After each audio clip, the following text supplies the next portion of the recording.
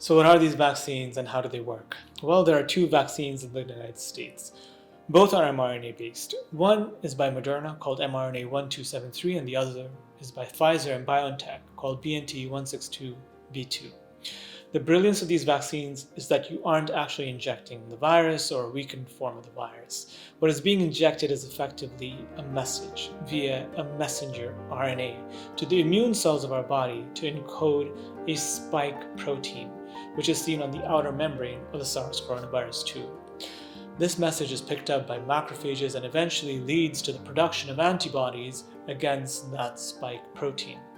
Why is that important? Well, because the real SARS coronavirus 2 infects us by means of its spike protein. So if we already have antibodies when it first shows up, we're already armed to fight it. The mRNA itself is degraded by our cells and no genetic material enters the nucleus and the DNA is not affected. Question number 2. How effective are these vaccines? They are a whopping 95% effective. In clinical trials, the placebo group went on to develop COVID infections at the rate the general population would have expected to develop COVID. But in the vaccine arm, there were almost no COVID infections, a 95% reduction in the rate of infections. Also, the vaccine dramatically reduced the chance of developing severe disease, which could reduce the infection to something as benign as a common cold. The full protection of 95% comes after the second dose, but there is some benefit even just after 10 days after the first dose.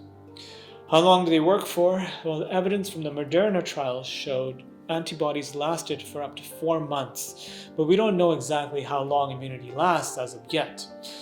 As for which one is better, both vaccines are equally effective, so I would be grateful to get either one. Question number 3. Does vaccination prevent transmission to others? Well, the short answer is that we don't know yet. We know that 40% of COVID cases are asymptomatic, but they may still transmit infection. So essentially, until we find out, we should still wash hands, use masks, and continue social distancing. However, it's likely that there is hope that there actually is a reduction in transmission based on indirect evidence from the Moderna trial. Also, we already know that the chance of asymptomatic people infecting somebody else is actually lower than the chance of somebody who is symptomatic infecting someone else. Finally, based on what we know about other vaccines, yes, they do both prevent infection but also reduce the rate of transmission. And for some of them, the reduction in the rate of transmission is actually the main reason those vaccines are used. Question 4. How safe are the vaccines in the short term? Well, overall they're quite safe, with generally mild side effects, pain at the injection site, fatigue, headache, things that could easily be treated with acetaminophen or ibuprofen if they develop. Younger patients are more likely to develop side effects, and as you may have heard, side effects are more common after the second dose. As for serious stuff, 1 in 100,000 people can develop anaphylactic reactions. This is usually due to a reaction to the polyethylene glycol present in both vaccines.